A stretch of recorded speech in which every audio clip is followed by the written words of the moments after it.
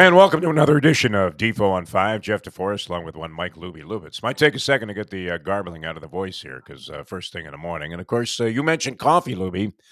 And that's probably the worst thing that you could do in terms of destroying a voice that is quivering there on the balance. But good to be with you here on Defo on 5. And always great to be with the people on 5 Reason Sports Network. How are you today? One Mike Lubie Lubitz. I am doing well, sir. Happy to be here for another day in basketball country.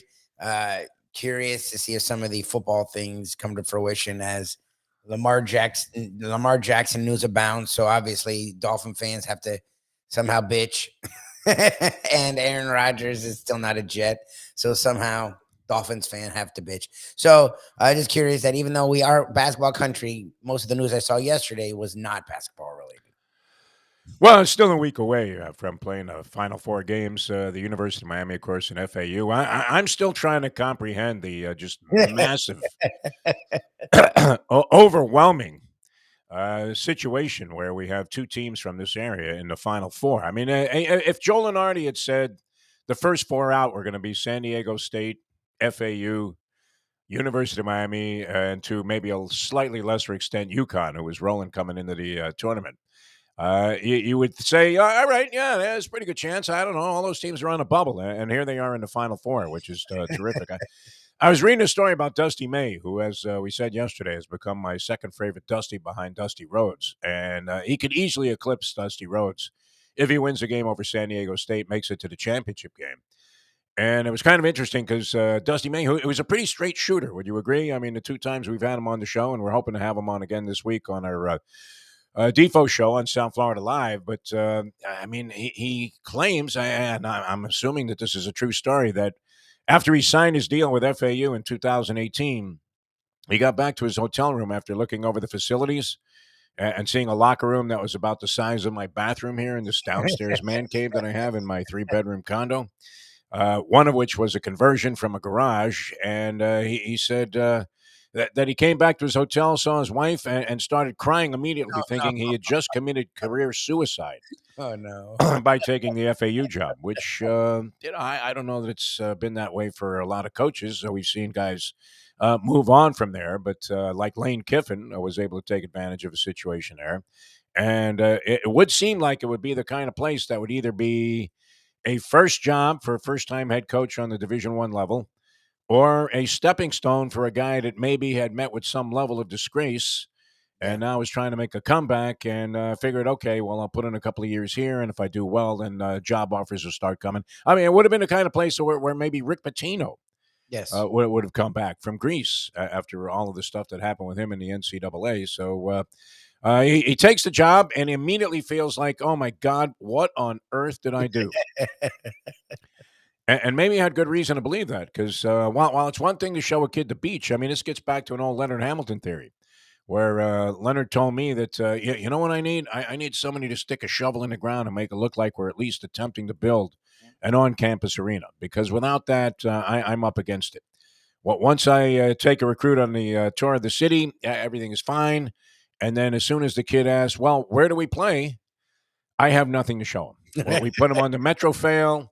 He's riding with a bunch of Hialeah cleaning ladies all the way over to the Miami Arena. This was the old Miami Arena. And he looks over the situation there and says, like they said in Who's Afraid of Virginia Woolf, what a dump.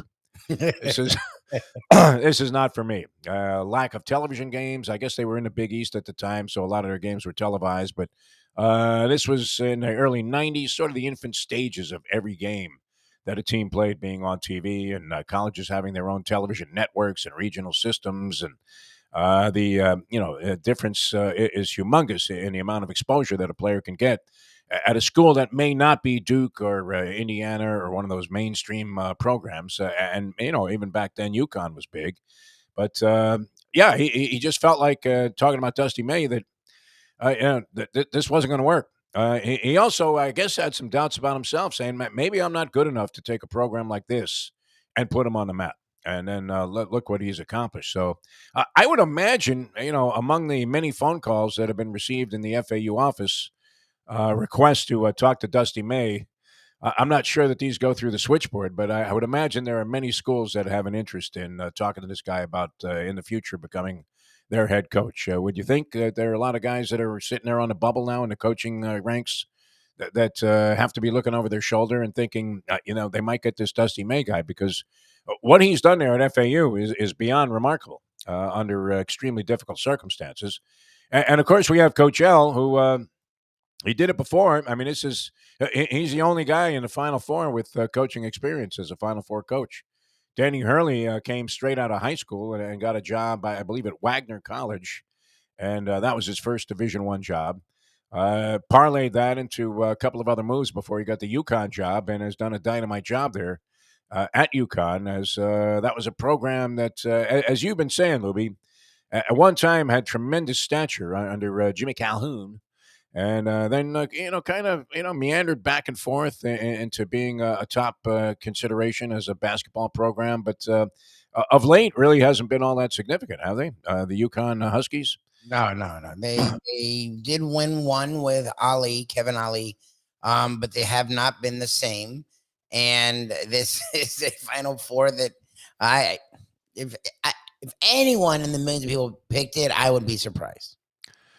I can't imagine anybody has those four teams in the Final Four. If anybody does, then they should be deemed a genius right away. And then on top of that, they should definitely start their own website with handicapping selections because Yep. nobody could have come up with these four teams in the Final Four. I can't imagine there's a single bracket that even has two of these teams in the Final Four. Can you picture San Diego State was a tough pick, a very difficult team to play against because of their defensive prowess. But we've seen FAU overcome this kind of a team, and they were supposed to be beaten in virtually every game except the Fairleigh Dickinson game. So to count them out, I think would be a big mistake in this one. The spread is only 2 points. So the odds makers, the guys that do this for a living, that are trying to keep Vegas alive and all of these different sports books going, and the websites, I think very highly now of FAU's chances in there against the San Diego State team. That they're going to have to do a lot to defend the 3-point shooting of FAU. And then we found out that FAU also has an inside presence with Yes. this Vladimir Golden guy who really, when I first saw him, I tuned into an FAU game, I guess during the course of that 20-game winning streak because we were being badgered into it by Jim Sarney, former Sun Sentinel sports writer. Says, you got to watch these guys. You got to watch these guys. You got to watch these guys. And they're like playing their games on CBS Sports Network, which is a channel that I seldom tune into, I would have to say. The only time I guess I tune into CBS Sports Network, the rare game that I have action where they were televising FIU football at a couple of on a couple of occasions this year, and so I tuned in there because I was laying like huge spreads with FIU against a friend of mine in a personal bookmaking venture. And other than that, right? Leslie had a show on there, Leslie Visser. We need to talk. Is she still involved with that? I think at some level she still appears on there, but I haven't seen that featured in a long, long time. So No. it's not like you're on the radar, but you're still getting that kind of exposure. And yet, people have seen enough of FAU in the tournament now to consider them. They have to be considered at least a very live underdog with a 2-point spread against San Diego State to make the championship game. Think about that, Lubie. Not just the Final Four, but the title game. I think the whole thing Everybody has them going against UConn if they do is get by San Diego State because UConn has been posted as an overwhelming favorite to win the Final Four tournament and end up as the national champion. Maybe rightfully so. I mean, that had to be an eye opener for a lot of people, the way they absolutely annihilated Gonzaga, who had become a hot team. Everybody was letting Gonzaga off the hook for being the choking dogs they've been in the past. And here comes UConn, and they beat them by like 30 points. Pretty incredible. And if that didn't wake you up to the idea that maybe this team was on an incredible run at the right time, then nothing would. And nobody's more aware of that than Jim Larinaga, who's going to join us later on this morning. If you get yes. a chance on South Florida Live to catch the Defo show with Mike Lubitz, we'll have a conversation with Jim Larinaga, which is always fascinating, no matter what the topic is. Even during the COVID-19 period of time where nobody was playing anything, it was always fascinating having Jim Larinaga on the program. So we'll get his thoughts about what would transpire during the Elite Eight and the Sweet 16 games. and heading into the Final Four and what the approach would be. And he has to feel pretty good about his chances, does he not? They've been underdogs in every game except the first Yes. one, and they were 2.5 point favorites against Drake. And yet, underdogs to Indiana, underdogs, of course, to Houston, and underdogs to Texas. And they managed to mow all three of those teams down, and actually by fairly significant margins. If you look at the final score, I mean, they're winning those games by 7. That they slaughtered Houston actually in the second half, wiped them off the floor, and won that game by 14. So pretty impressive what has done. A high scoring team, and if they're on their game. And the other thing about it, a very versatile team. Would you agree? I mean, Yep. with abstention from just abstaining from taking, is abstention a word? I don't know. Assumption's a word. I have to check with Scoop Skolnick. They abstained completely from taking 3 pointers in the second half of that game, which would have been a natural tendency. So I don't know. Do you have that coach on the floor there with Yes. the University of Miami? Jim Larinaga calls like no timeouts. He never sits there and berates a player for taking a stupid shot. Or what you're thinking, hey, what are you doing, Pack? You're going to check it up from 40 feet? You never see Larinaga going Bobby Knight on these guys, which you would think be more of an inclination of Dusty May, who also was very much reserved in criticizing players and yelling and screaming at players during a game. You don't see him having those in your face conversations with a guy after he makes a mistake, yanking him out of the ball game. And I think it's paid dividends because plays some very smart basketball. How did these players know to just change up everything they were doing in midstream without a timeout, some specific instructions that, listen, guys, you better start nailing it down on defense. And I don't want to see any 3 pointers going up there. I want everybody to drive it as far as you can to the basket and take the shortest possible shot that you can get. Just remarkable the way that team responds, and pretty incredible. And we coined a new term for FAU, late game resiliency, Yes. where these guys really at the end of ball games are incredibly tough. The same thing too. Knocked down all those free throws at the end of the game. Could have easily choked.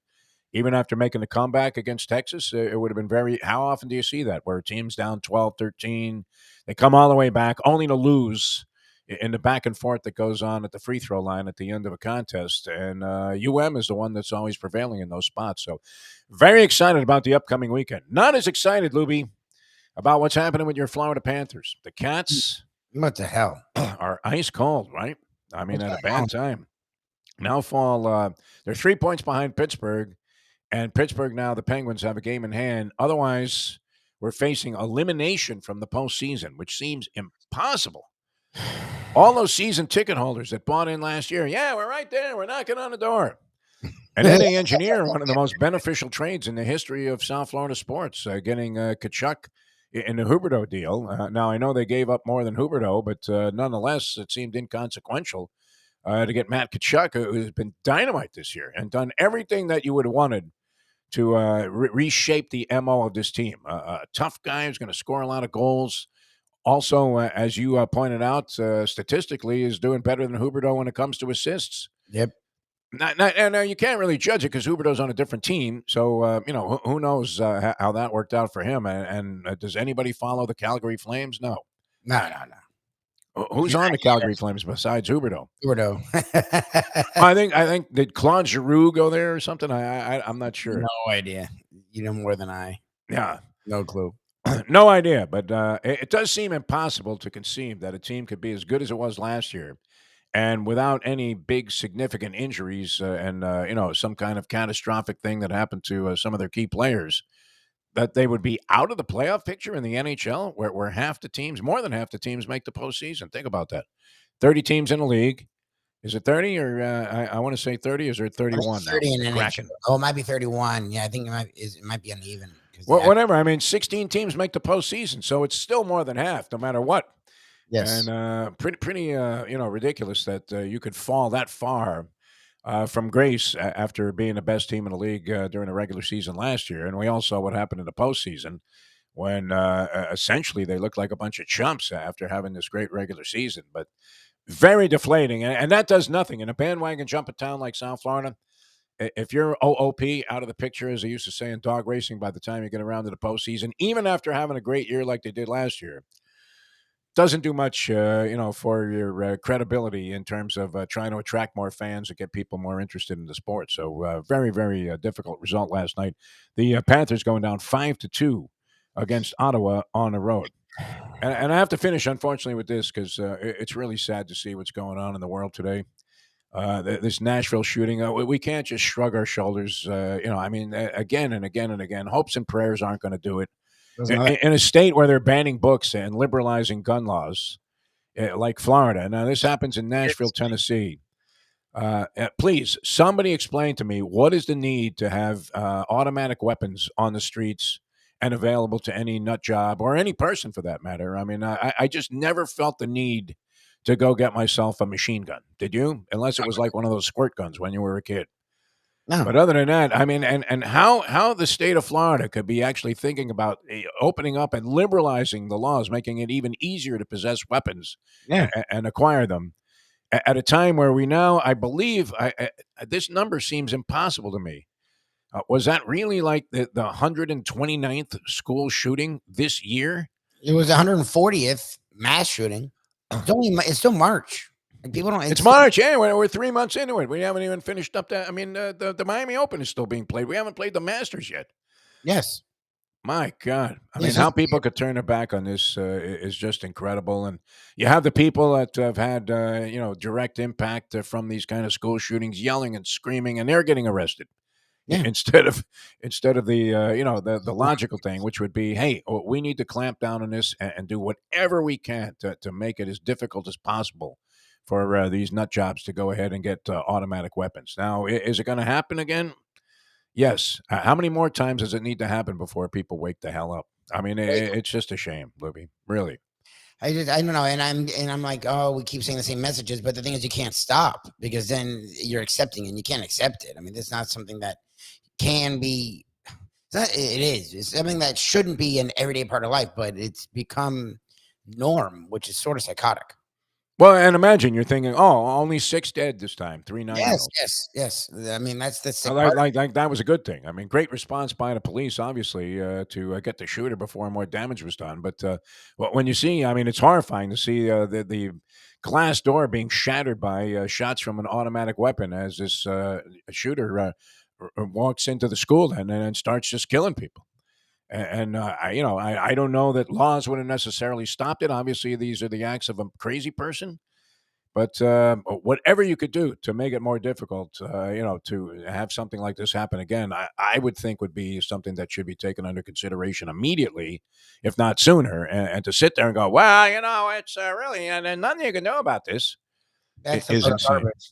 I will leave That's you with that. Jim Larinaga going to join us on our Defo show, South Florida Live. So tune into that. I'm Jeff DeForest. That's Mike Lubie Lubitz. And that's today's edition of Defo on 5.